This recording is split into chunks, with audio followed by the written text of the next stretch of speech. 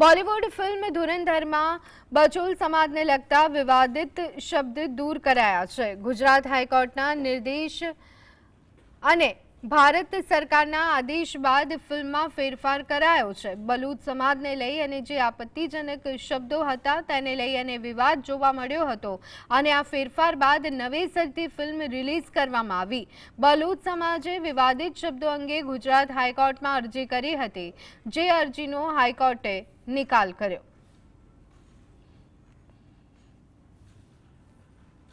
Pending હતી ને તે સમય દરમિયાન મિનિસ્ટ્રી ઓફ ઇન્ફોર્મેશન એન્ડ બ્રોડકાસ્ટિંગે એવા નિર્દેશ આપ્યા પ્રોડક્શનના પ્રોડ્યુસર એન્ડ ડિરેક્ટર્સને કે જે અપમાનજનક શબ્દો છે એ દૂર કરવામાં આવે અને એના ચાલતા એ લોકોએ એ શબ્દો દૂર કર્યા। આજે ગુજરાત હાઈકોર્ટમાં જે આદિત્ય ધાર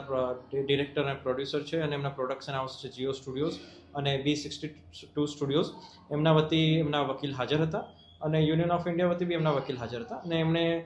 એવું કોર્ટ સમક્ષ સ્ટેટમેન્ટ આપ્યું કે જે પણ અપમાનજનક શબ્દો છે એ અમે દૂર કરી દીધેલ છે અને